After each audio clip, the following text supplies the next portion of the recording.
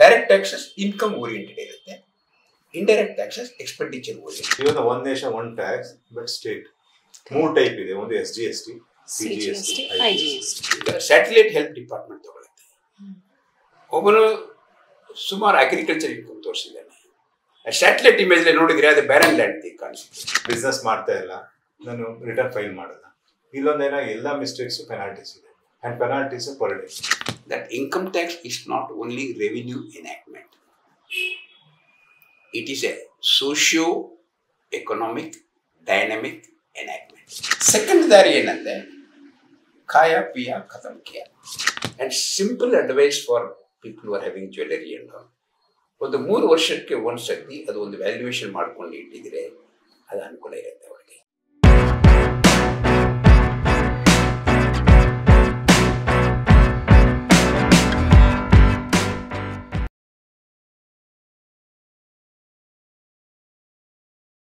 ಎಲ್ಲರಿಗೂ ನಮಸ್ಕಾರ. Mic drop ಕಾರ್ಯಕ್ರಮಕ್ಕೆ ಆತ್ಮೀಯವಾದ ಸ್ವಾಗತ. ಇವತ್ತಿನ ಎಪಿಸೋಡ್ನಲ್ಲಿ ನಾವು ಟ್ಯಾಕ್ಸೇಷನ್ ಬಗ್ಗೆ, direct tax, indirect tax, GST ಮತ್ತೆ ಟ್ಯಾಕ್ಸ್ ನ ಏನಕ್ಕೆ ಕಟ್ಟಬೇಕು ಅಂತ ಹೇಳೋದಕ್ಕೆ ನಮ್ ಜೊತೆ ಚಾರ್ಟರ್ಡ್ ಅಕೌಂಟೆಂಟ್ ಆದ ಮಿಸ್ಟರ್ ಕಾಂತ ಅವರಿದ್ದಾರೆ.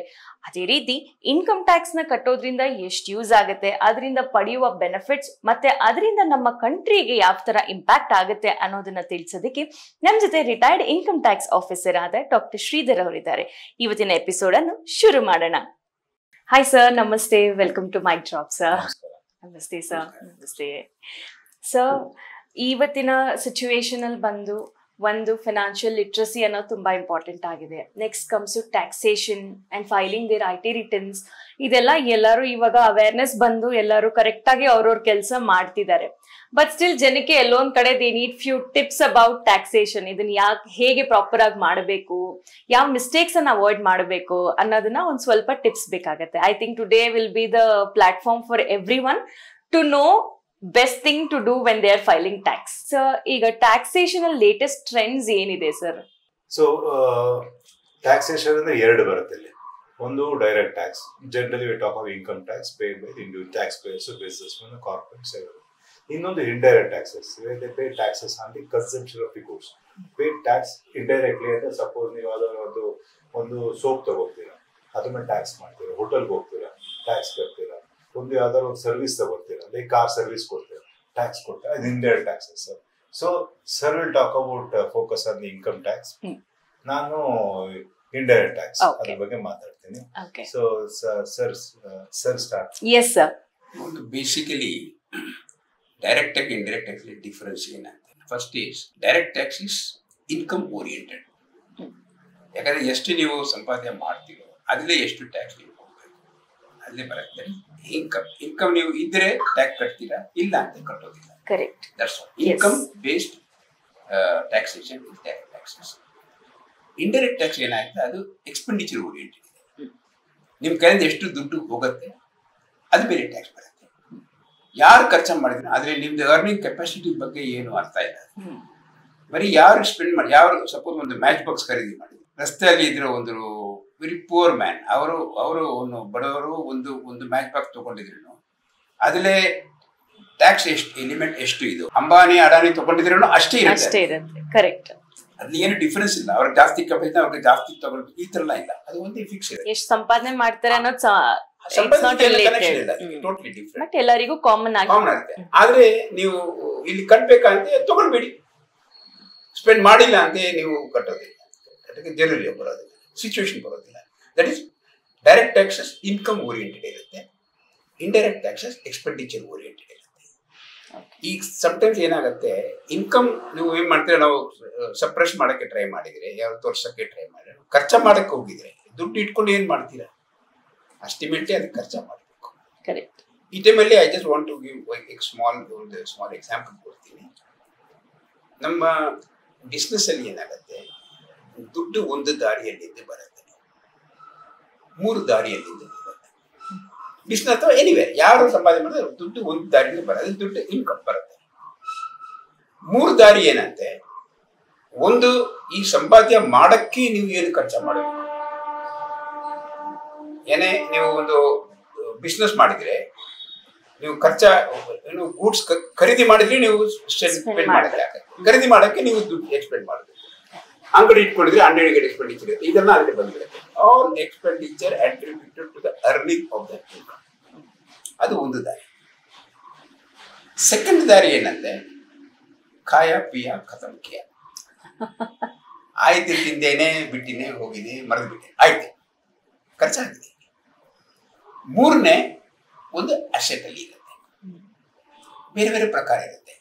ಬರೀ ಕ್ಯಾಶ ಇರುತ್ತೆ, ಅಥವಾ ಆರ್ನಮೆಂಟ್ಸ್ ಇರುತ್ತೆ, ಅಥವಾ ಪ್ರಾಪರ್ಟಿ ಇರುತ್ತೆ, ಅಥವಾ ಯಾರ ಕಡೆ ಲೋನ್ ಕೊಟ್ಟಿರ್ಬೋದು, ಸಾಲ ಕೊಟ್ಟಿರ್ಬೋದು, ಏನು ಒಂದು ಸಮ್ ಫಾರ್ಮಲ್ ಇರುತ್ತೆ. ಮೂರು ವಿಷಯ ಇರುತ್ತೆ. ಇದು ಏನಾಗತ್ತೆ, ಕೆಲವರು ಏನ್ ಮಾಡ್ತಾರೆ, ಇದಕ್ಕೆಲ್ಲ ನೀವು ಲಿಂಕಿಂಗ್ ನಮ್ದು ಇನ್ಕಮ್ ಮೇಲೆ ಇರಬೇಕು. ಇನ್ಕಮ್ ಟ್ಯಾಕ್ಸ್ ಏನ್ ನೋಡ್ತಾ ಇದ್ದಾರೆ ಅಂದ್ರೆ, ನಿಮ್ ಕಡೆ ಎಷ್ಟು ನೀವು ಅರ್ನಿಂಗ್ ಮಾಡ್ತೀವಿ, ಎಷ್ಟು ದುಡ್ಡು ನಿಮ್ ಕಡೆ ಬರುತ್ತೆ ಮೈನಸ್ ಫಸ್ಟ್ ದಾರಿ ಎಷ್ಟು ಎಕ್ಸ್ಪೆಂಡಿಚರ್ ಆ ಇನ್ಕಮ್ ಅರ್ನ್ ಮಾಡಕ್ಕೆ ನೀವು ಸ್ಪೆಂಡ್ ಮಾಡಿದಿರೋ ಅದು ಮೈನಸ್ ಮಾಡಿಬಿಟ್ಟು ಬ್ಯಾಲೆನ್ಸ್ ಮೇಲೆ ಟ್ಯಾಕ್ಸೇಷನ್ ಆಗುತ್ತೆ. ಆಮೇಲೆ ಟ್ಯಾಕ್ಸ್ ಕಟ್ಟಿ ಆಮೇಲೆ ನೀವು ಎಕ್ಸ್ಪೆಂಡಿಚರ್ ಯಾವ ಬೇಕಂತೆ ಮಾಡಿ, ಖರ್ಚಾ ಮಾಡಿ, ಹೋಟೆಲ್ ಹೋಗಿ ತಿಂದ್ಬಿಟ್ಟು ಹೋಗಿ ಫಿನಿಶ್, ಅಥವಾ ಅಸೆಸ್ ಮಾಡಿ ಏನು ಎಲ್ಲ ಮಾಡಿ. ಮುಂಚೆ ಏನಾಯ್ತು, ಈ ಎಕ್ಸ್ಪೆಂಡಿಚರ್ ಮಧ್ಯದಲ್ಲಿ ಇದೆ ಅಲ್ವಾ, ನಾವು ಖರ್ಚಾ ಮಾಡಿದ್ರೆ ಯಾರು ಗೊತ್ತಾಗೋದಿಲ್ಲ ಅಂತೇಳಿ ಹೋಟೆಲ್ ಹೋಗಿ ಖರ್ಚಾ ಮಾಡಿಬಿಟ್ಟೇನೆ, ಫಾರಿನ್ ಟ್ರಿಪ್ ಮಾಡ್ಕೊಂಡು ಬಂದ್ಬಿಟ್ಟೇನೆ, ಆಮೇಲೆ ಪೇಪರ್ನ ಡಿಸ್ಟ್ರೈ ಮಾಡ್ಕೊಂಡ್ಬಿಟ್ಟು, ಈ ಥರ ಒಂದು ರೆಕಾರ್ಡಿಂಗ್ ಎಲ್ಲೂ ಇರಲಿಲ್ಲ. ಇದೇ ಫಸ್ಟ್ ಮುಂಚೆನೆ ಪ್ರಾಬ್ಲಮ್ ಇದೆ. ಈಗ ನಾವು ಸಿಚುವೇಶನ್ ಹಸ್ ಚೇಂಜ್ ಟೋಟಲಿ. ಈಗ ನೀವು ತರಕಾರಿ ಖರೀದಿ ಮಾಡಕ್ಕೆ ಹೋಗಿದ್ರೆ, ನೀವು 45 ರೂಪಾಯಿ ಖರೀದಿ ಮಾಡಿದ್ರೆ 50 ರೂಪಾಯಿ ಕೊಟ್ಟಿದ್ರೆ ಅವ್ರು ಹೇಳ್ತಾರೆ ಸರ್ 5 ರೂಪಾಯಿ ಚುಟ್ಟ ಇಲ್ಲ, ನೀವೊಂದು ಮಾಡಿ ಗೂಗಲ್ ಪೇ ಮಾಡಿ ಅಂತ ಹೇಳ್ತಾರೆ. ಹೌದು. ನೀವೇನ್ ಮಾಡ್ತೀರಾ, ಓಕೆ ಬಾ ಮಾಡ್ತೀನಿ, ಗೂಗಲ್ ಪೇ ಮಾಡ್ಬಿಡ್ತೀರಾ. ಗೂಗಲ್ ಪೇ ಮಾಡಿದ್ರೆ ಏನಾಗತ್ತೆ, ರೆಕಾರ್ಡ್ ಆಗತ್ತೆ.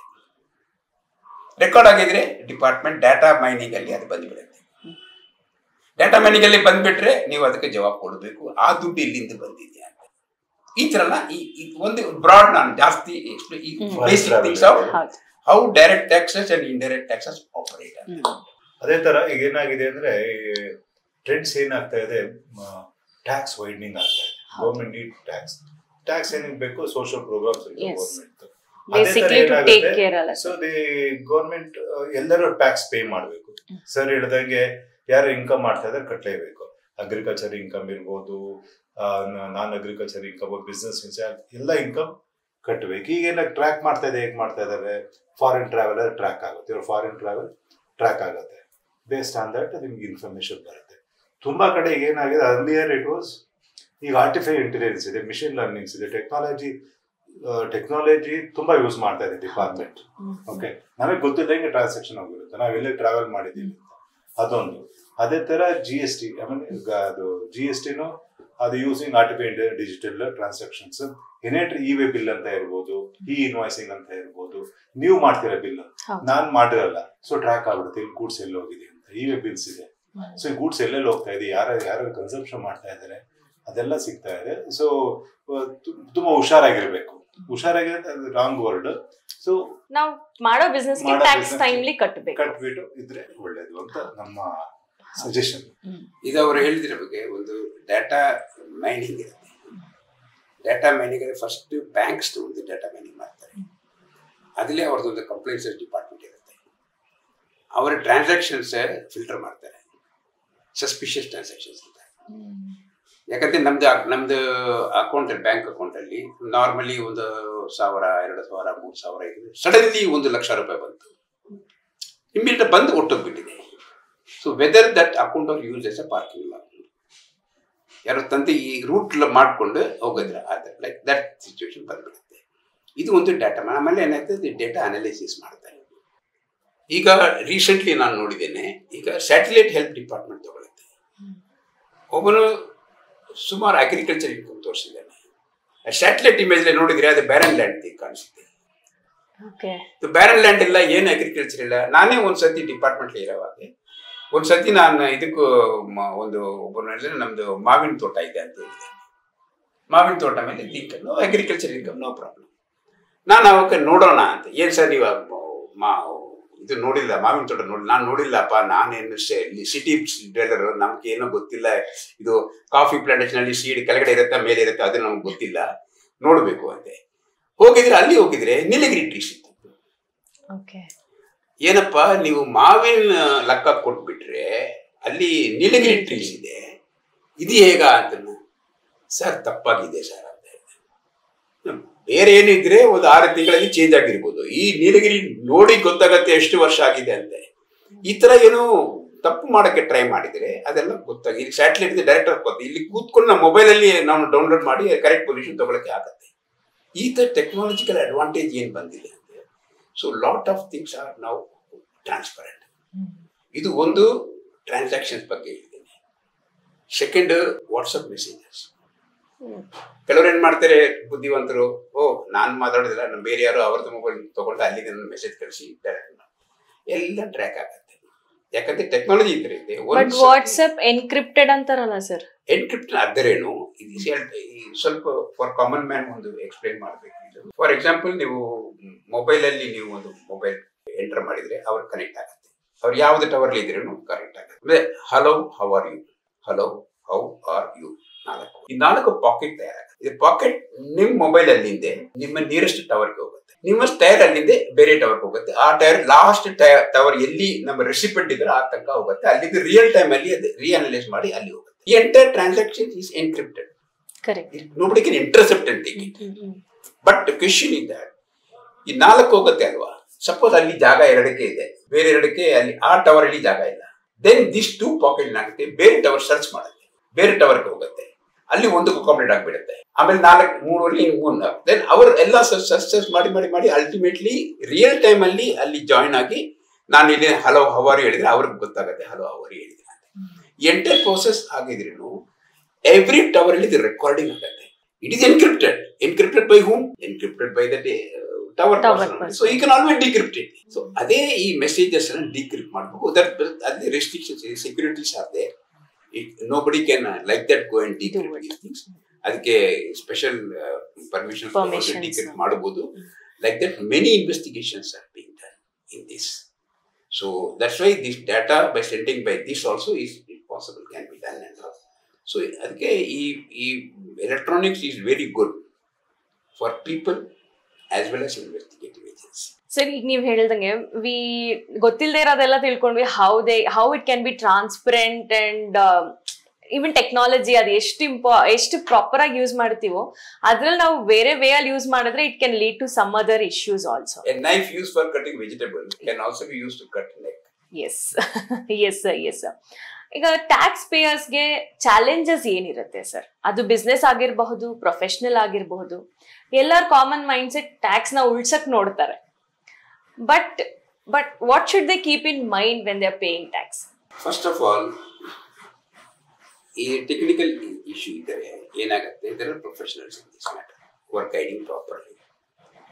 Normally, so they should talk to a professional. ಯಾಕಂದ್ರೆ ಸುಮಾರು ಜನ ಸಿಗ್ತಾರೆ, ಬರೀ ಅಕೌಂಟ್ ಗೊತ್ತು ಅವ್ರಿಗೆ, ಅಕೌಂಟ್ ಗೊತ್ತು ಅಲ್ಲೇ ಮಾಡಿ ಕೊಡ್ತಾರೆ, ಆದರೆ ಅದು ಇಂಪ್ಲಿಕೇಶನ್ ಏನು ಅವ್ರಿಗೆ ಗೊತ್ತಿಲ್ಲ. ಅದು ಇಂಪ್ಲಿಕೇಶನ್ ಏನು ಗೊತ್ತು ಅದು ಪ್ರೊಫೆಷನಲ್ಸ್ಗೂ ಗೊತ್ತು. ಪ್ರೊಫೆಷನಲ್ ಕಡೆ ಹೋಗಿದ್ರೆ ಅಥವಾ ಅವ್ರ ಕಡೆ ಅಡ್ವೈಸ್ ತಗೊಳ್ಬೇಕು ಅಟ್ಲೀಸ್ಟ್. ಇನ್ನೊಂದು ಏನಾಗುತ್ತೆ ಅಂದ್ರೆ, ಎಸ್ಪೆಷಲಿ ಲೈವ್ ಮ್ಯಾನ್ ನಮ್ಮ ಕನ್ಸಲ್ಟ್ ನಮ್ಮ ಹತ್ರ ಬರ್ತಾರೆ. One is they come with unhappiness. ಯಾವ್ದು unhappiness? Most of the salaried employees and somebody selling the properties. Businessmen okay, little bit educate ಆಗಿದ್ದಾರೆ, ಟ್ಯಾಕ್ಸ್ ಕಟ್ತಾರೆ ಆಸ್ ಎ ಬಿಸ್ನೆಸ್. ಪ್ರಾಬ್ಲಮ್ ಅಂದ್ರೆ salaried employees, sir tax ಏನು ಕಟ್ತಾರೆ, ಅಷ್ಟೊಂದು tax ಕಟ್ತಾ ಇದ್ದೀನಿ, ಏನು ಬೆನಿಫಿಟ್ ಸಿಗ್ತಾ ಇದೆ, they come with unhappiness. Will talk about challenges later. ಅದೇ ತರ ಸಮ್ ಸೀನಿಯರ್ ಪರ್ಸನ್ ಇರ್ಬೋದು, ಯಾವುದೋ ಅನ್ಸೆನ್ಷಿಯಲ್ ಪ್ರಾಪರ್ಟಿ ತಗೊಂಡಿರ್ತಾರೆ, ರಿಯಲ್ ಎಸ್ಟೇಟ್ ಪ್ರಾಪರ್ಟಿ ತುಂಬಾ ಹೋಗಿದೆ. ರಿಯಲ್ ಎಸ್ಟೇಟ್ ಪ್ರಾಪರ್ಟಿ ಅಕ್ಟೋಬರ್ ತನಕ ಏನಿತ್ತು ಸೇಲ್ ಮಾಡೋ ಇಂಟ್ರೆಸ್ಟ್ ತಗೊಂಡು 20% ಕಟ್ಟಿ, ದಟ್ಸ್ ಎ ಪ್ರಾಪರ್ಟಿ 1 ಕೋಟಿ ಸೇಲ್ ಮಾಡ್ತಾರೆ. 1 ಕೋಟಿ ಸೇಲ್ ಮಾಡಿ 1 ಕೋಟಿ ಬರುತ್ತೆ, 1 ಕೋಟಿ ಬರುತ್ತೆ. ಸಾರಿ, 1 ಕೋಟಿ ಬರಲ್ಲ, ನಿಮಗೆ 20 ಲಕ್ಷ 20% ಟ್ಯಾಕ್ಸ್ ಕಟ್ಟಬೇಕು. ಸೊ ಅನ್ಹ್ಯಾಪಿನೆಸ್ ಸ್ಟಾರ್ಟ್ ಆಗಿರುತ್ತೆ. ಒಂದು ಓಕೆ, ಇದು mind set correct. So we have to first ತಿಳ್ಕೋಬೇಕು, ನಾನು ಸಿಟಿಜನ್ ಆಫ್ ದಿ ಕಂಟ್ರಿ, ನನಗೆ I getting lot of benefits, social programs ಇರ್ಬೋದು, ರೈಟ್ ಫ್ರಮ್ ಡಿಫೆನ್ಸ್ ಇರ್ಬೋದು, ತುಂಬಾ security, I am safe because I am relax, ಓಡಾಡ್ತಾ ಇದ್ದೀನಿ, ಆರಾಮಾಗಿದ್ದೀನಿ ಅಂದ್ರೆ. Because may be somebody earning more, they paying more taxes, somebody not earning, not paying taxes is okay. So ಅದು equality ಬರುತ್ತೆ. ಇನ್ನೊಂದು challenges ಏನಾಗುತ್ತೆ ಅಂದ್ರೆ, ಇನ್ನೊಂದು ಟ್ಯಾಕ್ಸ್ ಇಂಡೈರೆಕ್ಟ್ ಟ್ಯಾಕ್ಸ್ ಮಾತಾಡೋದು. ಇನ್ಕಮ್ ಟ್ಯಾಕ್ಸ್ ಏನಾಗುತ್ತೆ, ನೀವು ರಿಟರ್ನ್ ಸರ್ವಿಸ್ ಮಾಡಲಿಲ್ಲ ಅಂದರೆ ನಿಮ್ಗೆ TDS, TTS, CCS ಎಲ್ಲ ಕ್ರೆಡಿಟ್ಸ್ ಕೊಡಲ್ಲ. ಇನ್ಕಮ್ ಡಿಸ್ಕ್ಲೋಸ್ ಮಾಡಿ. TDS ಅಂದರೆ ಫಾರಿನ್ ಟ್ರಾವೆಲ್ ಹೋಗ್ತಾರೆ, ಅವಾಗ TCS ಅಂತ ಆಗುತ್ತೆ. ಟ್ಯಾಕ್ಸ್ TDS ಮಾಡ್ತಾರೆ ಬ್ಯಾಂಕವರು, ನಮ್ಮ ಹತ್ರ ಇರುತ್ತೆ. ಆಮೇಲೆ ಪ್ರಾಪರ್ಟಿ ಸೇಲ್ ಮಾಡಿದಾಗ ಒಂದು 50 ಲಕ್ಷ ಮೇಲಾದಾಗ ಬೈಯರ್ ಡಿಡಕ್ಟ್ TDS, ಅದನ್ನು ಕ್ಲೇಮ್ ಮಾಡಬೇಕು. ನಾನು ಫೈಲ್ ಮಾಡಲ್ಲ, ನಂಗೆ TDS ಬೇಡ ಅಂದರೆ, ಬಟ್ ನಿಮ್ಗೆ ಇನ್ಫಾರ್ಮೇಟ್ ಟ್ರ್ಯಾಕ್ ಆಗಿದೆ ಅಲ್ಲಿ, you will get 1 day notice. ಯಾವಾಗ ಬರುತ್ತೆ ನಿಮಗೆ? ಇಮಿಡಿಯೇಟ್ ಬರಲ್ಲ. 1 year ಆದ್ಮೇಲೆ 1 yearಗೆ file to 9 months filing return ಇದೆ, ಅದು ನೋಟಿಸ್ ಬರುತ್ತೆ. 1.5 years ಆದ್ಮೇಲೆ ಒನ್ ಈಸ್ ಎಸ್ಕೇಪ್ ಇನ್ಕಮ್ ಅಂತ ಬರುತ್ತೆ. ನೀವು ಇನ್ಕಮ್ ಕಟ್ಟಿಲ್ಲ, ಅದಕ್ಕೆ ಪೆನಾಲ್ಟಿ, ಟ್ಯಾಕ್ಸ್ ಕಟ್ಟಬೇಕು, ಸರಿ ಹೇಳಿದ್ರೆ 120% ಹೋಗುತ್ತೆ. ಸೊ ಟ್ರ್ಯಾಕ್ ಆಗೇ ಆಗುತ್ತೆ. ಸೊ ಇನ್ನೊಂದು ಚಾಲೆಂಜಸ್ ಅಂದ್ರೆ ಕ್ಲಾರಿಟಿ ಇರಲ್ಲ ಒಂದು ಸ್ವಲ್ಪ, and tax is little bit complication ಇದ್ದೇ ಇರುತ್ತೆ, ಸಬ್ಜೆಕ್ಟ್ ಟು ಇಂಟರ್ಪ್ರಿಟೇಷನ್ಸ್, ಅಂಡ್ ಎಲ್ಲನೂ ಒಂದು ಬುಕ್ ಅಲ್ಲಿ ಬರೀಲಿಕ್ಕೆ ಆಗಲ್ಲ. ಅವಾಗ ಏನಾಗುತ್ತೆ, ಟ್ಯಾಕ್ಸ್ ಪಾರೆಂಟ್ ಕಾಮನ್ ಲೇಮೆ ಡಿಫ್ರೆಂಟ್ ಎಜುಕೇಶನ್ ಇರ್ಬೋದು, ಆ ಎಜುಕೇಶನ್ ಇರ್ಬೋದು, ಈ ಸೊಸೈಟಿ ದೇ ಬಿಲಾಂಗ್ಸ್ ಟು, ಅದೆಲ್ಲ ಇನ್ಫ್ಲೂಯೆನ್ಸ್ ಆಗುತ್ತೆ. ಅವಾಗ ಏನಾಗುತ್ತೆ, ಕ್ಲಾರಿಟಿ ಇರಲ್ಲ, ಏನ್ ಫೈಲ್ ಮಾಡಬೇಕು, ಕಂಪ್ಯೂಟೇಷನ್, ಡಿಡಕ್ಷನ್ ಯಾವಾಗ ತಗೋಬೇಕು, ಓಕೆ. ಇನ್ನೊಂದು ಈಗ ಪ್ರಿಸ್ಯೂಮ್ ಟ್ಯಾಕ್ಸೇಷನ್ ಅಂತ ಬಂದಿದೆ, ಅದು ಯಾವಾಗ ತಗೋಬೇಕು, ಆಡಿಟ್ ಯಾವಾಗ ಅಪ್ಲಿಕೇಬಲ್ ಆಗುತ್ತೆ, ಓಕೆ, ಎಷ್ಟು ಖರ್ಚು ಮಾಡಿ ಕ್ಯಾಶ್ ಎಷ್ಟು ಕಟ್ಟಬೇಕು, ಈ ತರ ಕನ್ಫ್ಯೂಷನ್ ಇರುತ್ತೆ. ಸೊ ಒಂದ್ ಸೊಲ್ಯೂಷನ್ ಒಂದ್ ಸ್ವಲ್ಪ ಕಾಸ್ಟ್ಲಿ ಆಗ್ಬೋದು, ಒಂದು ಪ್ರೊಫೆಷನಲ್ಸ್ ತರ ಹೋಗಿ. ಇನ್ನೊಂದು ನೀವು ನೋಡಿರ್ಬೋದು ಮೊನ್ನೆ ಎಲ್ಲ salaried employees, so they go to some accountants, auditor, some class of people, ಬನ್ನಿ ಮೇಡಮ್ ರೀಫಂಡ್ ಕೊಡಿಸ್ತೀನಿ. ನಮ್ಮ ಹತ್ರ ಬರ್ತಾರೆ, ಆಗಲ್ಲ ಸಾರಿ ನಾವು ಕೊಡೋಕ್ಕಾಗಲ್ಲ, you not paid the rent. When ನಿಮ್ಗೆ ಎಕ್ಸಂಪ್ಷನ್ ಕ್ಲೈಮ್ ಮಾಡ್ತೀರಾ ಎಕ್ಸ್ಪೆಂಡಿಚರ್ ಆದಾಗ, ನೀವು ರೆಂಟೇ ಕಟ್ಟಿಲ್ಲ, ನೀವು ನಿಮ್ಮ ಹಸ್ಬೆಂಡ್ ಹತ್ರ ಸ್ವಂತ ಮನೆ ಇದೆ, ನಿಮ್ ಸ್ವಂತ ಮನೆ ಇದೆ, HR ಕ್ಲೈಮ್ ಮಾಡಿ, ಎಂಟರ್ಟೈನ್ ಕ್ಲೈಮ್ ಮಾಡಿ, ಲೀವ್ ಡ್ರೈವರ್ ಅಲಯನ್ಸ್ ಕ್ಲೈಮ್ ಮಾಡಿ ಪ್ರೂಫ್ ಇಲ್ಲ, ಅವಾಗ ಏನಾಗುತ್ತೆ, ಡೆಫಿನೆಟ್ ನೋಟಿಸ್ ಬರುತ್ತೆ. ಇದು ಒಂದು ಡೈರೆಕ್ಟ್ ಟ್ಯಾಕ್ಸ್ ಅಲ್ಲಿ ಬರೋ ಚಾಲೆಂಜಸ್ ಟ್ಯಾಕ್ಸ್ ಪೇಯರ್ಸ್. ಇನ್ನು ಇಂಡೈರೆಕ್ಟ್ ಟ್ಯಾಕ್ಸ್ ಮೇಜರ್ ಏನಾಗಿದೆ, indirect tax now it is everything on the online. ನಿಮ್ ಸೇಲ್ಸ್ ನಾನು ಸೇಲ್ಸ್ ಮಾಡಿದಾಗ ಆಪೋಸಿಟ್ ಪರ್ಸನ್ ಪರ್ಚೇಸ್ ಆಗುತ್ತೆ, ಅದೇ ತರ ರಿಟರ್ನ್ ಮಾಡಿದಾಗ I have to approve, everything is connected. Okay, ನೀವು ಒಂದು ಗೂಡ್ಸ್ ಮೂವ್ ಮಾಡೋಕ್ಕಾಗಲ್ಲ ವಿತೌಟ್ ಇ-ವೇ ಬಿಲ್. ಎಲ್ಲಿಂದ ಹೋಗ್ತಾ ಇದೆ, ಯಾರಿಗೆ ಹೋಗ್ತಾ ಇದೆ, ನೀವು ಎಲ್ಲಿಂದ ಹೋಗ್ತಾ ಇದೆ, ರೆಸಿಪೆಂಟ್ ಅಡ್ರೆಸ್ ಇಲ್ಲ ಹಿಡ್ಕೊಂತಾರೆ, ಓಕೆ, ಯಾರಿಗೆ ಕಳಿಸ್ತಾ ಇದ್ದೀರಾ ಗೂಡ್ಸ್, ಅವ್ರು ಕಾನ್ಫಿಸ್ಕೇಟ್ ಮಾಡ್ತಾರೆ. ಅದೇ ತರ ಇ ಇನ್ವಾಯ್ಸಿಂಗ್ ಅಂತ ಇದೆ, ಈ ಇನ್ವಾಯ್ಸಿಂಗ್ ಎಲ್ಲ ಪೋರ್ಟಲ್ ಕುತ್ಕೊಂತ ಇದೆ, information is ready, credit claim ಮಾಡ್ಬೋದು. ಇನ್ನೊಂದು okay challenges apart from this, yes ಇಲ್ಲ ಸರ್ ಎಲ್ಲ ಗೌರ್ಮೆಂಟೇ ಕರೆಕ್ಟಾ ಅಂತ ಹೇಳ್ಬೋದು, ಇಲ್ಲ. ಸೊ ಟ್ಯಾಕ್ಸ್ ಪೇಯರ್ಗೆ ಏನು ಚಾಲೆಂಜಸ್ ಇದೆ ಅಂದ್ರೆ, ಒಂದು ಮೇಜರ್ ಇಂಡೈರೆಕ್ಟ್ ಟ್ಯಾಕ್ಸ್ ಅಲ್ಲಿ ಇನ್ಪುಟ್ ಟ್ಯಾಕ್ಸ್ ಕ್ರೆಡಿಟ್ ಅಂತ. ಇನ್ಪುಟ್ ಟ್ಯಾಕ್ಸ್ ಕ್ರೆಡಿಟ್ ಅಂದ್ರೆ ನಾನು ಸೇಲ್ ಮಾಡಿದಾಗ ಟ್ಯಾಕ್ಸ್ ಕಲೆಕ್ಟ್ ಮಾಡಿ ಗೌರ್ಮೆಂಟಿಗೆ ಕಟ್ತೀನಿ, ಅದೇ ತರ ನಾನು ಪರ್ಚೇಸ್ ಮಾಡಿದಾಗ ಅವ್ರನ್ನ ಟ್ಯಾಕ್ಸ್ ಕಲೆಕ್ಟ್ ಮಾಡ್ತೀನಿ, ಅದನ್ನ ನಾನು ಅದು ಇನ್ಪುಟ್ ಅಂತ ಪರ್ಚೇಸ್ ಮಾಡಿದಾಗ I pay some taxes, purchase collect net tax ಮಾತ್ರ ಗೌರ್ಮೆಂಟಿಗೆ. ಫೈನಲ್ ಏನಾಗುತ್ತೆ, ಅದು ಮೆಕಾನಿಸಮ್ ಇದೆ, ಆ ಮೆಕಾನಿಸಮ್ ಅಲ್ಲಿ ಇನ್ಪುಟ್ ಟ್ಯಾಕ್ಸ್ ಕೆಟ್ಟಿ ಸೆಟಪ್ ಔಟ್ಪುಟ್, ಅದು ಬ್ಲಾಕಿಂಗ್ ಕ್ರೆಡಿಟ್ಸ್ ಎಲ್ಲ ಇದೆ. ಬಟ್ ಮೇಜರ್ ಏನಾಗುತ್ತೆ, ನಾವೇನು ಗೋ ಟು ಪರ್ಚೇಸ್, ಎಲ್ಲೋ ಪರ್ಚೇಸ್ ಮಾಡ್ತೀವಿ, ನಮ್ಗೆ ಗೊತ್ತಿಲ್ಲ ಸಪ್ಲೈಯರ್, ಅವ್ನು ಫೈಲ್ ಮಾಡಲ್ಲ, ರಿಟರ್ನ್ ಫೈಲ್ ಮಾಡಲ್ಲ, ಅವ್ನ ಪ್ಲೇಸೇ ಇರಲ್ಲ, ಅವಾಗ ಏನಾಗುತ್ತೆ, ಆ ಕ್ರೆಡಿಟರ್ ಬ್ಲಾಕ್ ಮಾಡ್ತಾರೆ. ಸೊ ಯಾರು ಬ್ಲೇಮ್ ಮಾಡ್ಬೇಕು ನಾನು, government ready not take burden. So ಯಾರು ಸಿಕ್ಕಿರೋದು, ಸೆಲ್ಲರ್. ನಾವು I am taking input tax credit, but supplier is not ready to do anything, file ಮಾಡಿಲ್ಲ, ಅವ್ನು ಇಲ್ವೇ ಇಲ್ಲ ಅಲ್ಲಿ, ಏನ್ ಮಾಡ್ಬೇಕು. ಸೊ ದೇ ಡಿಡಕ್ಟ್ ಮಾಡಿ. ಯಾವ ಡಿಡಕ್ಟ್ ಮಾಡ್ತಾರೆ, ಅಸ್ಮೆಂಟ್ಸ್. ಯಾವಾಗ ಅಸ್ಮೆಂಟ್ಸ್ ಆಗೋದು, 2 years ಆಗೋಗಿರುತ್ತೆ. ಇವತ್ತು ನಾವು ಕೂತ್ಕೊಂಡಿದೀವಿ, ನಾವು ಕಂಪ್ಲೀಟ್ ಮಾಡ್ತಾ ಇದ್ದೀವಿ. ಯಾವ ಇಯರ್ ಅಸ್ಮೆಂಟ್ ಅಂದ್ರೆ ಫೈನಾನ್ಷಿಯಲ್ 2022 ರೆಡಿ ಇದೆ. 3 years ಆದ್ಮೇಲೆ 18% ಅಂದ್ರು ನಿಮ್ಗೆ ಎಷ್ಟು ಡಬಲ್ ಟ್ರಿಬಲ್ ಆಗುತ್ತೆ. Okay, this are challenges. ಇನ್ನೊಂದೇನಾಗುತ್ತೆ, ಮೇಕಿಂಗ್ ಮಿಸ್ಟೇಕ್, ಇ-ವೇ ಬಿಲ್ ಮಾಡಬೇಕಾದ್ರೆ ಸರಿ ಅಡ್ರೆಸ್ ಆಗ್ತಾ ಇರೋದು, ಕ್ವಾಂಟಿಟಿ ಆಗ್ತಾ ಇರೋದು, ಸೊ ಡಾಕ್ಯುಮೆಂಟೇಶನ್ ಸರಿ ಮಾಡದೇ ಇರೋದು, ಇವೆಲ್ಲ challenges. It can B heavy, penalties ತುಂಬಾ ಹೆವಿ ಇದೆ. ಇನ್ನೊಂದಿದೆ, RCM ಅಂತ ಒಂದಿದೆ, ಅದು ತುಂಬಾ ಜನಕ್ಕೆ ಗೊತ್ತಿರಲ್ಲ. RCM ಅಂದ್ರೆ reverse charge mechanism, forward charge mechanism. Forward ಅಂದ್ರೆ ನಾನು ಸೇಲ್ ಮಾಡ್ತೀನಿ, ಕಲೆಕ್ಟ್ ಮಾಡ್ತೀನಿ, ಕೊಡ್ತೀನಿ. ರಿವರ್ಸ್ ಚಾರ್ಜ್ ಅಂದ್ರೆ ರೆಸಿಪಿಯೆಂಟ್ ಅಷ್ಟು ಪೇ, ನಾನು ಸಪ್ಲೈ ಮಾಡ್ತೀನಿ ಯಾವ್ದೋ ಮನೆಗೆ. ಈಗ ನನ್ನ ಆಫೀಸಲ್ಲಿ ಕೂತ್ಕೊಂಡಿದ್ದೀನಿ, ನಮ್ಮ ಓನರ್ ಯಾರು, ಓನರ್ ಅವ್ರ GST ರಿಜಿಸ್ಟ್ರೇಷನ್ ಇಲ್ಲ, ಬಿಕಾಸ್ ನಾನು ರೆಂಟ್ ಕಟ್ತಾ ಇದ್ದೀನಿ, ಇದ್ರ ರೆಂಟ್ ಮೇಲೆ ನಾನು ಟ್ಯಾಕ್ಸ್ ಕಟ್ಟಬೇಕು. ಆ input RCM basis, reverse charge mechanism ಕಟ್ಟಬೇಕಾಗುತ್ತೆ. ಅದ್ರ ಡಬಲ್ ಟ್ಯಾಕ್ಸೇಷನ್ ಆಗೋ ಚಾನ್ಸಸ್ ಇದೆ. ಆಮೇಲೆ ಏನಾಗುತ್ತೆ, ಒಂದು ಇಂಪೋರ್ಟ್ ಮಾಡ್ಕೊಂತೀವಿ ನಾವು, ಇಂಪೋರ್ಟ್ ಮೇಲೆ ಆಗಿರ್ಬೋದು, ಆಮೇಲೆ ರೆಂಟ್ಸ್, ಸೋ ಮೆನಿ. ಈಗ ಒಂದು ಯಾವುದೋ ಒಂದು ಗುಡ್ ಟ್ರಾನ್ಸ್ಪೋರ್ಟ್ ಏಜೆನ್ಸಿ ಅಂತ ಇದೆ, ಅದನ್ನ ಸರ್ವಿಸ್ ತಗೊಂತೀವಿ, ಅವನೇ ರೆಸಿಪ್ಟ್ ಕೊಟ್ಟು ಹೋಗ್ಬಿಡ್ತಾನೆ, ನಾನು ಓಕೆ ತಗೊಂಡಿದೀವಿ ಅಂತ. ಆಮೇಲೆ ನಾವು ಬ್ಯಾಲೆನ್ಸ್ ಶೀಟ್ ಫೈಲ್ ಮಾಡಿದಾಗ ಅವರು ಟ್ರಾನ್ಸ್ಪೋರ್ಟೇಷನ್ ಚಾರ್ಜಸ್ ಪೇ ಮಾಡಿದ್ದಾರೆ RCM ಕಟ್ಟಿ. RCM ಕಟ್ಟಿ ಅಂತ ಯಾವಾಗ ಹೇಳ್ತಾರೆ? After 1 year. ಅಷ್ಟೊಂದು ಕ್ರೆಡಿಟ್ ತಗೊಂಡು ಪೀರಿಯಡ್ ಆಗ್ಬಿಡುತ್ತೆ. ಸೆಕ್ಷನ್ 16(4) ಅಂತ ಒಂದಿದೆ, ಅದು ಟೈಮ್ ಲಿಮಿಟ್ ಕೊಟ್ಟಿದ್ದಾರೆ. ನೀವು ನೆಕ್ಸ್ಟ್ ನವೆಂಬರ್ ತನಕ ಟೈಮ್ ಇದೆ. ಅಲ್ಲಿ ತನಕ ಯಾವ್ದೋ ಕ್ರೆಡಿಟ್ಸ್ ರಿಟರ್ನ್ ಡಿಕ್ಲೇರ್ ಮಾಡ್ಬಿಟ್ಟು ತಗೊಳ್ಳಿ, ಅದ್ರ ಮೇಲೆ ನಾನು ಕೊಡೋದ ಅಂತ ಹೇಳ್ತಾರೆ. ಏನ್ ಮಾಡೋದು? ಸೊ ಈ ತರ ಬಿಗ್ ಲಾಸ್ ಆಗೋ ಚಾನ್ಸ್ ಇದೆ. ನಾನು ಹೇಳೋದಂದ್ರೆ ಅವಿಯೋ ಚೆಕ್ ಹೆಲ್ತ್, ನಿಮ್ ಹೆಲ್ತ್ ಯಾವಾಗ ಕರೆಕ್ಟ್ ಆಗಿರುತ್ತೆ?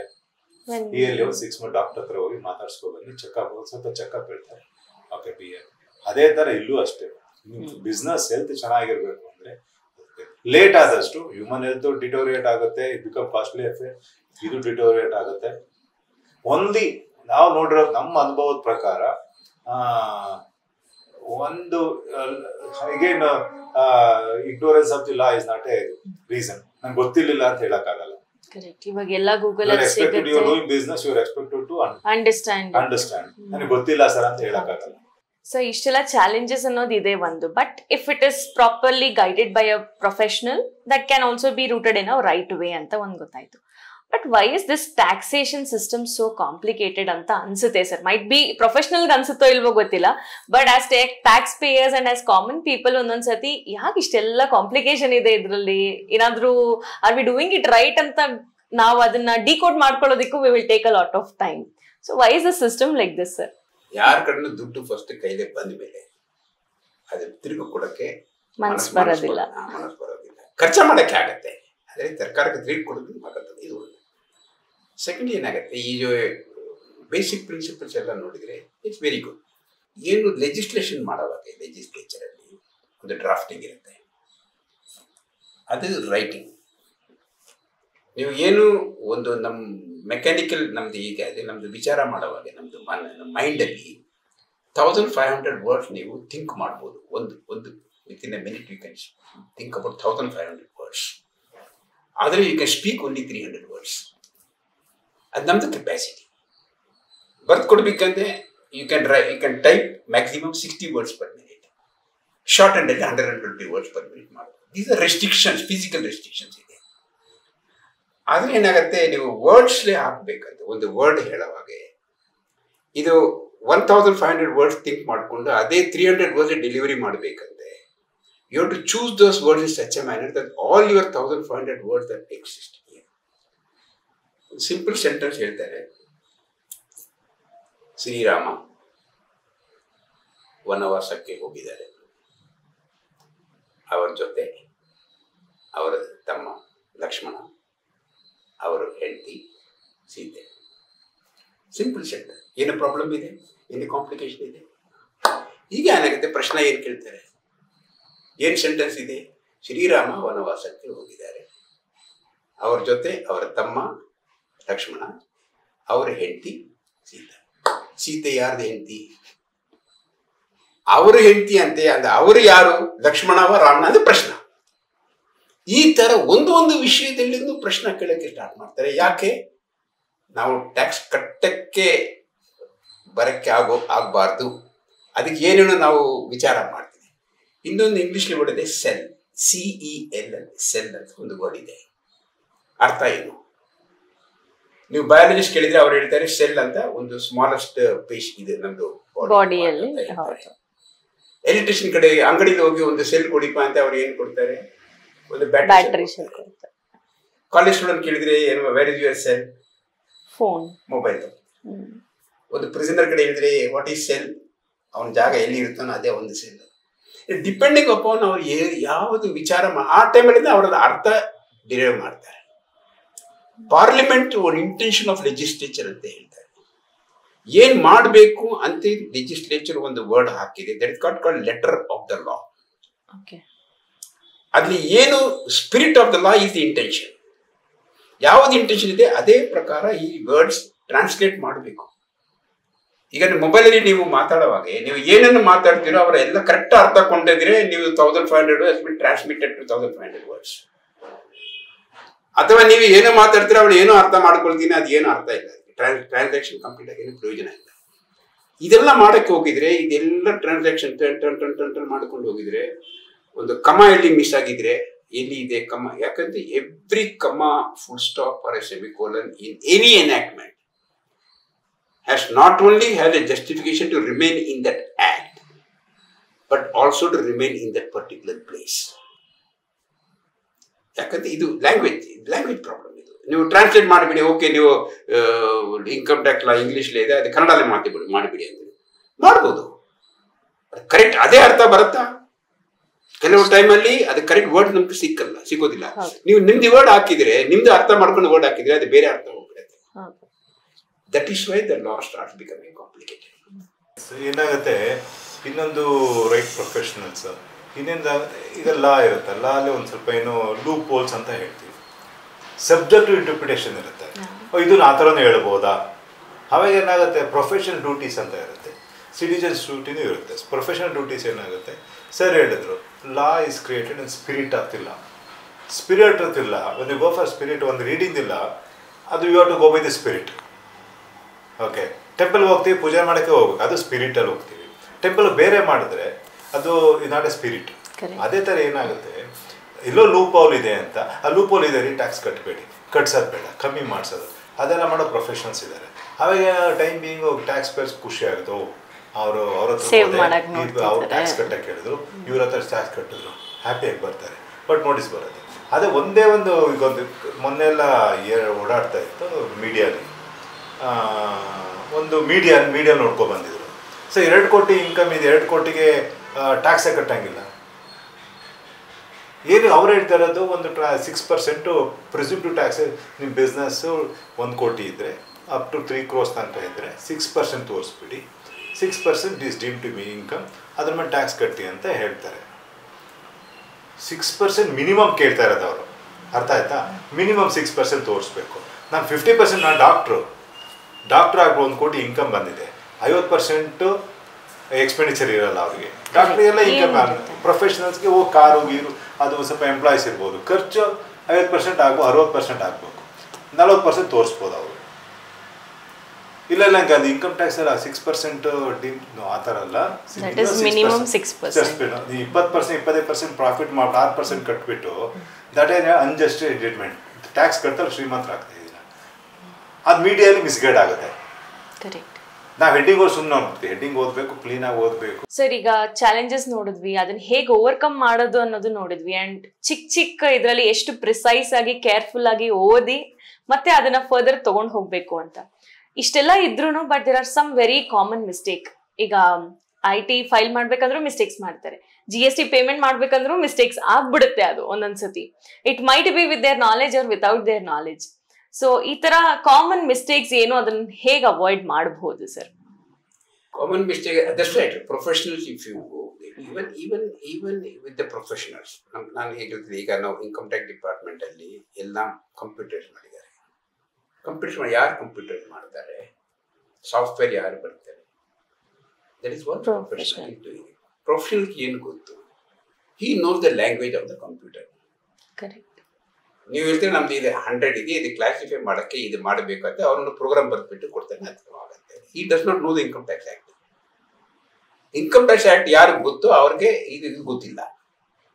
ಏನಾಗತ್ತೆ, ಇದು ರಿಸಲ್ಟ್ ಬರೋವಾಗ ಇದು ಗೊತ್ತಾಗುತ್ತೆ, ಪ್ರಾಬ್ಲಮ್ ಆಗುತ್ತೆ.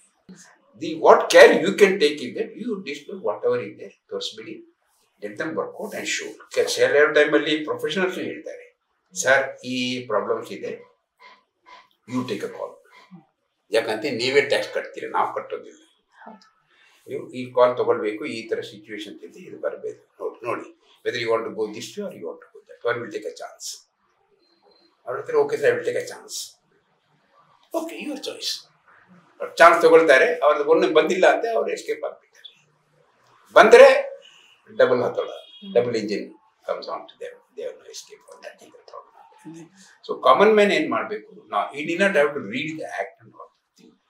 ಅಲ್ಟಿಮೇಟ್ಲಿ ಹೇಳ್ತೀನಲ್ವ, ಒಂದು ಅಂಗಡಿ ಸ್ವೀಟ್ ಮೀಟ್ ಅಂಗಡಿಗೆ ಹೋಗಿದ್ದೆ, ಯಾವುದು ಸ್ವೀಟ್ ನೀವು ತಗೊಂಡಿದ್ದೀರಿ ಅದ್ರಲ್ಲಿ ಬೇಸಿಕ್ ಏನಿರುತ್ತೆ, ಹಾಲು, ಶುಗರ್, ಸಕ್ಕರೆ, ದಟ್ಸ್ ಆಲ್.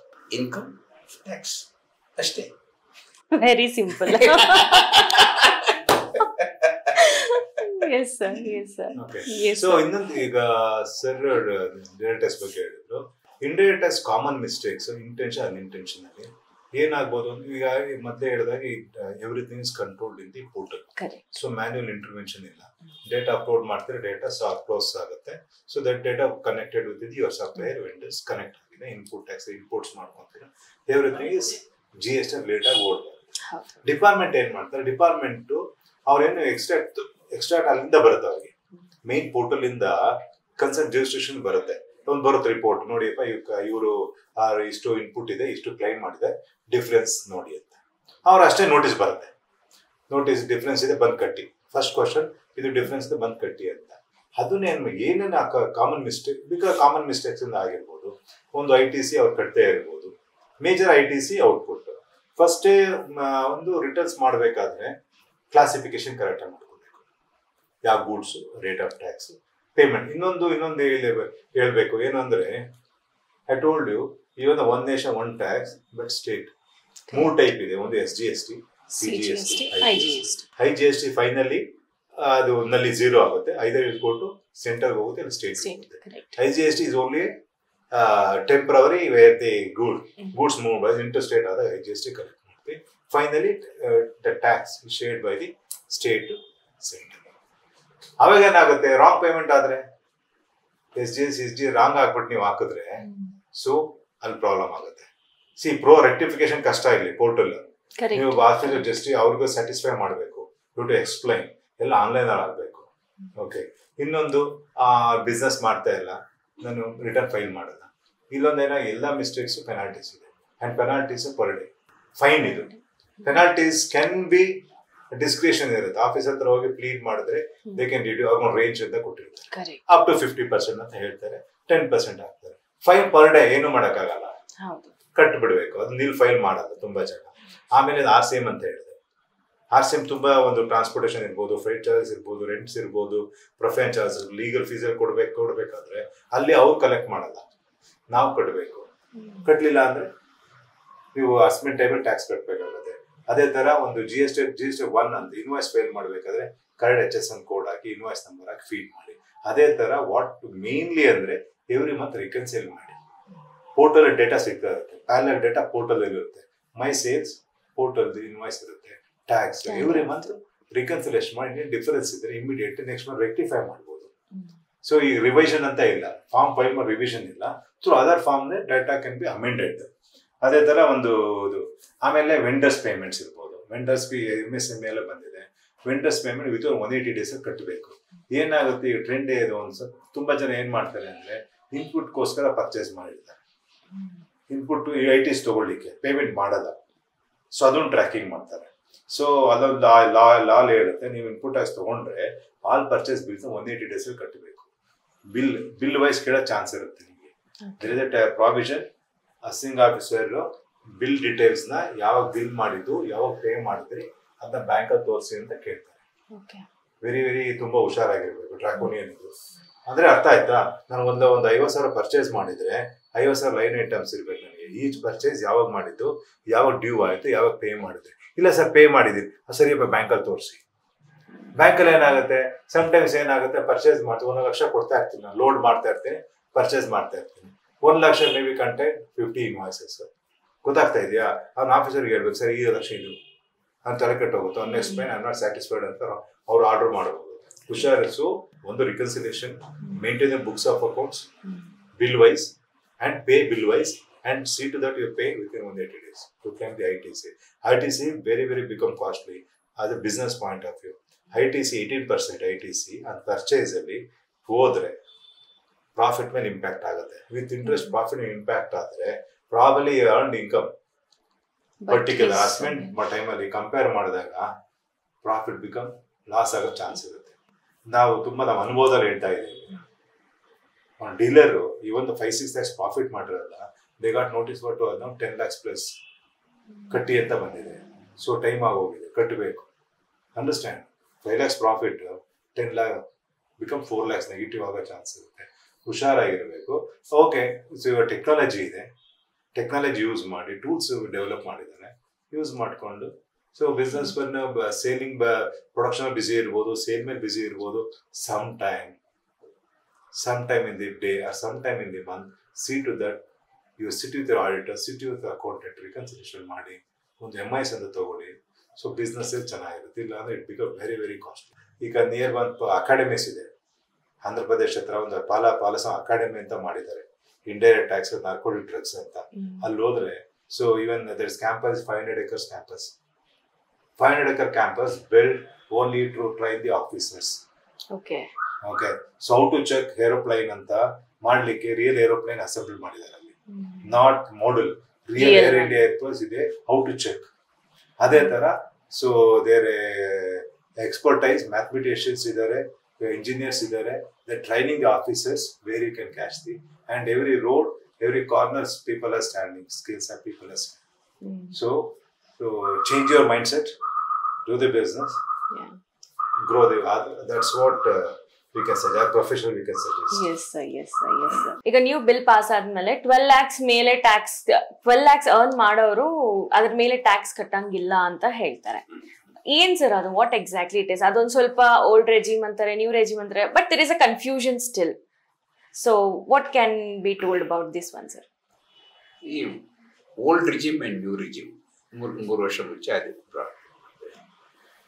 ಓಲ್ಡ್ ರಿಜಿಮ್ ಅಲ್ಲಿ ಏನಂದ್ರೆ, in income tax if you will see, income ಅಲ್ಲಿಂದ 3 ಏರಿಯಾಸ್ ನೀವು ತೆಗೆಯಕ್ಕೆ ಆಗುತ್ತೆ. ಒಂದು ಎಕ್ಸೆಂಪ್ಟೆಡ್ ಇನ್ಕಮ್. ಎಕ್ಸೆಪ್ಟೆಡ್ ಅಂತ that has got certain specifications, section 10 deal ಆಗುತ್ತೆ, ಅದು ಇನ್ಕಮ್ ಅಲ್ಲಿ ತೆಗೆದು ಬಿಡ್ತಾರೆ. ಸೆಕೆಂಡ್ ಏರಿಯಾ ಅಂತೆ, ಆ ಇನ್ಕಮ್ ಮಾಡಕ್ಕೆ ಏನೇನು ಖರ್ಚಾಗ್ಬೋದು ಅದು ರೆಸ್ಪೆಕ್ಟಿವ್ ಕಂಪ್ಯೂಟೇಷನ್ ಅಲ್ಲಿ ಆ ಹೆಡ್ ಅಲ್ಲಿ ಇದೆ. ಸ್ಯಾಲರಿ ತಗೊಂಡಿದ್ರೆ ಅದ್ರಲ್ಲಿ ಇದೆ, ಬಿಸ್ನೆಸ್ ಅದ್ರಲ್ಲಿ ಇದೆ, ಅದು ರೆಸ್ಪೆಕ್ಟಿವ್ ಹೆಡ್ಸ್ ಅಲ್ಲಿ ಸರ್ಟನ್ ಡಿಡಕ್ಷನ್ಸ್ ಆರ್ ಅಲೋಬಲ್, ಅದು ಡಿಡಕ್ಷನ್ ಕೊಡ್ತಾರೆ. ಆಮೇಲೆ 3ನೇ ಔಟ್ಸೈಡ್ ದಿಸ್ ಕಂಪ್ಯೂಟರ್, ಒಂದ್ಸತಿ ನೀವು ಇನ್ಕಮ್ ಡಿಟರ್ಮಿನ್ ಮಾಡಿದ್ಮೇಲೆ ಅಲ್ಲಿ ಕ್ರಾಸ್ ಟೋಟಲ್ ಡಿಟರ್ಮಿನ್ ಮಾಡಿದ್ರೆ ಆಮೇಲೆ deduction general which are incentive in nature ಅಂತ ಇದೆ. 3 ಏರಿಯಾ ಇದೆ. ಈ 3 ಏರಿಯಾದಲ್ಲಿ ಯಾವುದು ಏರಿಯಾ ಎಫೆಕ್ಟ್ ಆಗಿದೆ? ಇವರೇನ್ ಮಾಡಿದರೆ, deduction will not be allowed in new regime, means not this exemption and internal deduction. External deduction ಏನು ಇನ್ಸೆಂಟಿವ್ ಓರಿಯೆಂಟೆಡ್ ಅದೆಲ್ಲ ಇಲ್ಲ ಅಂತೆ, ಅದಿಲ್ಲ, ಅದು ಬಿಟ್ಬಿಟ್ಟು ಎಷ್ಟು ಇನ್ಕಮ್ ಅದ that will be under the new regime. New regime ಏನು ಮಾಡಿದರೆ, ಸ್ವಲ್ಪ ಸ್ಲ್ಯಾಬ್ಸ್ ಈಸ್ ಔಟ್ ಮಾಡಿದ್ದಾರೆ, ಕಡಿಮೆ ರೇಟ್ ಹಾಕಿ ಇದು ಮಾಡಿದ್ದಾರೆ. ಸೊ ದಟ್ ನೀವು ಎಷ್ಟು ಇದ್ರೇನು okay I can get this benefit of that ಅಂತ. ಅಲ್ಲಿ new old regime and new regime. Old regime ಅಲ್ಲಿ ಏನು ಚೇಂಜಸ್ ಮಾಡಿಲ್ಲ, ನ್ಯೂ ರಿಜಿಮ್ ಅಲ್ಲಿ ಸ್ವಲ್ಪ ಸ್ಲ್ಯಾಬ್ ಈಗ ಅಡ್ಜಸ್ಟ್ ಮಾಡಿದ್ದಾರೆ. ಈಗ ಅವ್ರೇನ್ ಮಾಡಿದ್ದಾರೆ, ಅಪ್ ಟು 12 lakhs ಟ್ಯಾಕ್ಸ್ ಕಟ್ಟಕ್ಕೆ ಜರೂರಿ ಇಲ್ಲ ಅಂತ ಹೇಳ್ತಾರೆ. ಆದ್ರೆ ಟ್ಯಾಕ್ಸ್ ರೇಟ್ ಮಾತ್ರ 4 ಲಕ್ಷದಿಂದ ಸ್ಟಾರ್ಟ್ ಆಗುತ್ತೆ. ಏನ್ ಸರ್ 12 lakh ಅಂತ ನಾವು ಟ್ಯಾಕ್ಸ್ ಕಟ್ಟಬೇಡ ಅಂದ್ರೆ ಯಾಕೆ 4 ಲಕ್ಷ ಮೇಲೆ ನೀವು ರೇಟ್ ಕೊಡ್ತೀರಾ, ಏನ್ ಅರ್ಥ ಅದಕ್ಕೆ ಅಂತ ಹೇಳ್ತಾರೆ. ಏನಂದ್ರೆ tax is chargeable right from 4 lakhs. 4 lakhs ಅಲ್ಲಿ ನೀವು ಡಿಫ್ರೆಂಟ್ ರೇಟ್ಸ್ ಇದೆ, 4 to this, that 9 to 12 lakh rates slabs ಇದೆ. ಆದ್ರೆ if your total income is not exceeding 12 lakhs, ಅವ್ರಿಗೆ ಎಷ್ಟು ಟ್ಯಾಕ್ಸ್ ಆಗುತ್ತೋ ಅಷ್ಟು ನಿಮ್ಗೊಂದು ರಿಬೇಟ್ ಸಿಗ್ಬಿಡತ್ತೆ. ಫಾರ್ ಎಕ್ಸಾಂಪಲ್, ಇನ್ನು 12 lakhs ಟ್ಯಾಕ್ಸ್ ತಗೊಂಡಿದ್ರೆ ವರ್ಕಿಂಗ್ ಪ್ರಮಾಣ 60,000 ಬರುತ್ತೆ. 60,000 ಬಂದ್ರೆ 60,000 ನಿಮ್ಗೆ ರಿಬೇಟ್ ಕೊಟ್ಬಿಡ್ತಾರೆ. So that mean net taxable becomes nil. 12 lakhs excess ಹಾಕಿದ್ರೆ ಆ ರಿಬೇಟ್ ಸಿಗೋದಿಲ್ಲ, ಸ್ಟೇಟ್ ಅವೇ ಟ್ಯಾಕ್ಸ್ ಆಗಿಬಿಡುತ್ತೆ. ಸಪೋಸ್ 12 lakh 10,000 ಆಗಿದ್ರೆ is 60,000 plus that suppose 20% or 30, whatever is 25% rate, whatever is regular slab ಹಾಕಬೇಕು. ಸೊ ಇದಾಗಿಬಿಡುತ್ತೆ. ಸೊ 12 lakh ಸಿಕ್ತು, ಏನು tax ಇಲ್ಲ. 12 lakh 10,000 ಆಗಿದ್ರೆ ನಮ್ದು 65,000 ಟ್ಯಾಕ್ಸ್ ಬಂದ್ರೆ ಈಗ ಕನ್ಫ್ಯೂಷನ್ ಬಂದ್ಬಿಡುತ್ತೆ. ಇದಕ್ಕೆ ಏನ್ ಮಾಡಿದ್ರೆ, ಒಂದು ಸ್ಪೆಷಲ್ ಪ್ರೊವಿಷನ್ ಒಂದಿದೆ, ಮಾರ್ಜಿನಲ್ ರಿಲೀಫ್ ಅಂತ. ಮಾರ್ಜಿನಲ್ ರಿಲೀಫ್ ಅಂತ ಏನ್ ಮಾಡ್ತಾರೆ, ಈ ಇನ್ಕಮ್ ನಿಮ್ದು ಟ್ಯಾಕ್ಸ್ ಲಯಬಿಲಿಟಿ ಎಷ್ಟು ಇದೆ ಅದಕ್ಕೆ ಮೇಲೆ ಹೋಗಬಾರ್ದು. ಸೊ ಫಾರ್ ಎಕ್ಸಾಂಪಲ್ ನಿಮ್ದು 12 lakhs 60,000 ನಿಮ್ದು ಇನ್ಕಮ್ ಇದೆ, ಅದ್ಮೇಲೆ ಟ್ಯಾಕ್ಸ್ ಏನಾಗತ್ತೆ 60,000 ಬಂದ್ಬಿಡತ್ತೆ, ಪ್ಲಸ್ ಇದ್ಮೇಲೆ ಬಂದ್ಬಿಡ, all these things will come. But it goes 65,000 liability ಬಂದ್ರೆ you will have to pay only 60,000, not more than that. 12 lakh ಮೇಲೆ ಎಷ್ಟು ಇದೆ ಅಷ್ಟು ಮಾತ್ರ ನೀವು ಪೇಮೆಂಟ್ ಮಾಡಬಹುದು. ಅದೇ ಎಕ್ಸೆಸ್ ಏನು ಟ್ಯಾಕ್ಸ್ ಬಂದ್ರೇನು that is goes as marginal relief ಅಂತ ಹೋಗ್ಬಿಡುತ್ತೆ. Border cases by change 1 rupee amount of slab ಬಂದಾಗ ಸೊ ಅದಕ್ಕೆ ಓಕೆ ನಿಮ್ ಇನ್ಕಮ್ ಜಾಸ್ತಿ ಆಯ್ತು ಅದನ್ನ ಅದು 1 ರೂಪಾಯಿ ಮಾತ್ರ ಸ್ಪೇ ಮಾಡಿ ಇನ್ಕಮ್ ಮಾತ್ರ ಅದು ಎಷ್ಟು ಎಕ್ಸೆಸ್ ಇದೆ ಕಟ್ಟಿ ಟ್ಯಾಕ್ಸ್ ವಿಚ್ ಇಸ್ ಲೋಯರ್ ಕಟ್ಟಿ ಅಂತ. That what is the basic of this goal. So ಇನ್ನೊಂದು ಏನಾಯ್ತು ಅಂದ್ರೆ ಡಿಡಕ್ಷನ್ಸ್ ಹೇಳ್ತಾ ಇದ್ರು. ಸೊ ಗೌರ್ಮೆಂಟ್ ನಮ್ದು ಪಬ್ಲಿಕ್ ಮಿಸ್ಟೇಕ್ಸ್ ಇದೆ. ಡಿಡಕ್ಷನ್ಸ್ ಏನು ಸರ್ ಹೇಳೋ 4 ಪಾರ್ಟ್. ಒಂದು ಎಕ್ಸಮ್ಟೆಡ್ ಇನ್ಕಮ್, ಅಗ್ರಿಕಲ್ಚರ್ ಇನ್ಕಮ್ ಅದೆಲ್ಲ ಎಕ್ಸಮ್ಟೆಡ್ ಇನ್ಕಮ್ ಬರುತ್ತೆ. ಇನ್ಕಮ್ ಇನ್ನೊಂದು ಇನ್ಕಮ್ ಮೈನಸ್ ಮಾಡ್ಕೊಳ್ಳಿ. ಏನು ಮೈನಸ್ ಮಾಡ್ತೀರಿ? ಯಾವ್ದಾದ್ರು ಎಕ್ಸ್ಪೆಂಡಿಚರ್ ಮೈನಸ್ ಮಾಡಿ net income to encourage some deductions, encourage some savings, deductions ಕೊಟ್ಟರು. Donation prime example. ಡೊನೇಷನ್ಸ್ ಅಲ್ಲಿ ಏನ್ ಮಾಡಿದ್ರು, ಡೊನೇಷನ್ ಕಟ್ಟಿ. ಡೊನೇಷನ್ ಏನಕ್ಕೆ ಅಂದ್ರೆ ಸೊ ಗೌರ್ಮೆಂಟ್ ಸೋಷಿಯಲ್ ಪ್ರೋಗ್ರಾಮ್ ಮಾಡುತ್ತೆ. ಎಲ್ಲಾನು ಗೌರ್ಮೆಂಟ್ ಮಾಡಕ್ಕಾಗಲ್ಲ, ಪ್ರೈವೇಟ್ ಆರ್ಗನೈಸೇಷನ್ಸ್ ಇದೆ. ಈ ನಿಮ್ದು ಇಸ್ಕಾನಿಗೂ ಊಟ ಕೊಡ್ತಾರೆ, ಧರ್ಮಸ್ಥಳಗೂ ಊಟ ಕೊಡ್ತಾರೆ, ಸಮ್ ಆರ್ಗನೈಸೇಷನ್ ಏನೋ ಫ್ರೀ ಚೆಕ್ಅಪ್, ಚಾರಿಟಿ ಗೌರ್ಮೆಂಟ್ ಎಲ್ಲ ಮಾಡಕ್ಕಾಗಲ್ಲ.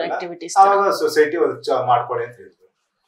ಗೌರ್ಮೆಂಟ್ ಇವ್ರೇನ್ ಮಾಡಿದ್ರು, ಫೇಕ್ ಡೊನೇಷನ್ ರೆಸಿಪ್ಷನ್. ಸೊ 50,000 ಬಿಲ್ ಕೊಟ್ರೆ 5,000 ಕೊಟ್ರೆ 50,000 ಬಿಲ್. ಅವಾಗ ಏನಾಯ್ತು, ಇಮ್ಯಾಜಿನ್ ಮಾಡ್ಕೊಳ್ಳಿ, ಗೌರ್ಮೆಂಟ್ಗೆ ಅಷ್ಟು ಟೈಮ್ ಇಲ್ಲ, ಮೆಕಾನಿಸಮ್ ಇಲ್ಲ. ಸೊ ಕಲೆಕ್ಷನ್ ಹುಡ್ಕೊಂಡ್ ಕುತ್ಕೊಳ್ಳೋದು ಎಲ್ಲ ಕ್ಲೇಮ್ ಮಾಡ್ತಾ ಇದಾರೆ ಎಂಪ್ಲಾಯೀಸ್. ಸ್ಯಾಲರಿ ಕ್ಲಾಸ್ ಎಂಪ್ಲಾಯೀಸ್ ಎಲ್ಲ ದೇವೇ ಬಿಗ್ ಡೊನೇಷನ್ಸ್ ಜನರೇಟ್ ಮಾಡೋದು, ಕ್ಲೈಮ್. ಈ ಡಿಡಕ್ಷನ್ಸ್ ಎಲ್ಲ ಏನ್ ಮಾಡಿದ್ರು, ಚೆಕಿಂಗ್ ಕಷ್ಟ ಆಗ್ತಾ ಇತ್ತು. ಸೊ ದೇ ಡಿಸೈಡ್ ಓಕೆ ನೀವು ಟ್ಯಾಕ್ಸ್ ರಿಸೀವ್ ಮಾಡ್ಬಿಡೋಣ. ಸೊ ಎನಿವೆ 2 lakhs ಕೊಟ್ಬಿಡ್ತೇನೆ ನಾವು ಕೊಟ್ಬಿಡ್ತೀವಿ ಡಿಡಕ್ಷನ್ಸ್. So 5 becomes 7. ನೀವು ಟ್ಯಾಕ್ಸ್ ಹೋಗಿ ಸೆಕೆಂಡ್ ಹೋಗಿ ಅದರ್ ಡಿಡಕ್ಷನ್ಸ್ ಕೊಡೋದು. But they kept option. Okay still ತುಂಬಾ ತೆಗಿಲಿಕ್ಕಾಗಲ್ಲ ಅದನ್ನ. ಓಕೆ ಓಲ್ಡ್ ಟ್ಯಾಕ್ಸ್ ಇಟ್ಕೊಂಡಿದ್ದೀನಿ, ಬಟ್ ಇದಕ್ಕೆಲ್ಲ ಪ್ರೂಫ್ ತೋರಿಸ್ಬೇಕು. ವಿತೌಟ್ ಪ್ರೂಫ್ 7 ಸಿಗ್ತಾ ಇದೆ. So encourage to go new tax receive. Look at it from a social point of view. ಈ 30 ರೂಪೀಸ್ ಎಲ್ಲಿ ಹೋಗುತ್ತೆ? ಕೇಂದ್ರೀಯ ಸರ್ಕಾರಕ್ಕೆ ಹೋಗುತ್ತೆ. ಅವ್ರೇನ್ ಮಾಡ್ತಾರೆ, ಆಲ್ ಓವರ್ ಇಂಡಿಯಾ ಖರ್ಚು ಮಾಡ್ತಾರೆ ಅಲ್ವಾ? But it goes to all places. So it becomes a wider implications of these things. So you let it understand these aspects. You have to think in a broader way. How your social thing. That's why I always use the term that income tax is not only revenue enactment. It is a socio-economic dynamic enactment. ಯಾಕಂತೆ socio ಅಂತ ಹೇಳ್ತಾರೆ? Because this money is important for social purposes and is there any activity which the government cannot do it by himself. So if somebody else is ready to do, avarku exemption kodtare. Correct. So it is taking care of the social aspect. Then economic, because it draws money from people to spend for different purposes of the government. Why dynamic? ಒಬ್ಬರಿಗೆ permission ಕೊಟ್ಟಿದ್ರೆ ಅವನು correct ಆಗಿ use ಮಾಡ್ತಾನೆ, ಏನು benefit ಕೊಟ್ಟಿದ್ರೆ correct ಆಗಿ use ಮಾಡ್ತಾನೆ ಅಂತ ನೋಡ್ತಾರೆ. ಅವನ ಅದ್ಲೆ ಏನೋ ಕಳ್ತನ ಮಾಡಕ್ಕೆ ಸ್ಟಾರ್ಟ್ ಮಾಡಿದೆ ಅಂದ್ರೆ ಅದು ವಿಡ್ರಾ ಮಾಡ್ತಾರೆ. ಅದಕ್ಕೆ ಡೈನಾಮಿಕ್ ಇದೆ. That's why act is called socio-economic dynamic enactment. ನೋಡಿದ್ರಲ್ಲ ವೀಕ್ಷಕರೇ, ಸೊ ನಿಮ್ಮ ಟ್ಯಾಕ್ಸ್ ಅನ್ನ ನೀವು ಒಂದು ಒಳ್ಳೆ ಪ್ರೊಫೆಷನಲ್ ಹತ್ರ ಕನ್ಸಲ್ಟ್ ಮಾಡಿ ಪ್ರಾಪರ್ ಆಗಿ ಮಂತ್ಲಿ ವೈಸ್ ಅಥವಾ ಇಯರ್ಲಿ ವೈಸ್ ಅದನ್ನ ಪ್ರಾಪರ್ ಆಗಿ ಫೈಲ್ ಮಾಡಿ ನಿಮ್ಮ ಟ್ಯಾಕ್ಸ್ ಅನ್ನು ಕಟ್ಟಿ. ಸೊ 1 ಟ್ಯಾಕ್ಸ್ 1 ಗವರ್ಮೆಂಟ್ ಅಂತ ಹೇಳೋ ತರ ನಮ್ಮ ಗವರ್ಮೆಂಟ್ ನಮ್ಮ ಕಂಟ್ರಿಯನ್ನ ನಾವೇ ರೂಪಿಸ್ಕೊಳ್ಬೇಕು. ಹೆಚ್ಚಿನ ಅನ್ಸ್ಕ್ರಿಪ್ಟೆಡ್, ಅನ್ಫಿಲ್ಟರ್ಡ್ ಮತ್ತು ಅನ್ಮಿಸಬಲ್ ಕಾನ್ವರ್ಸೇಷನ್ಸ್ಗಾಗಿ ಹಂಸ ಟಿವಿ ಚಾನೆಲ್ ಅನ್ನು ಸಬ್ಸ್ಕ್ರೈಬ್ ಮಾಡಿ. ನಮಸ್ಕಾರ.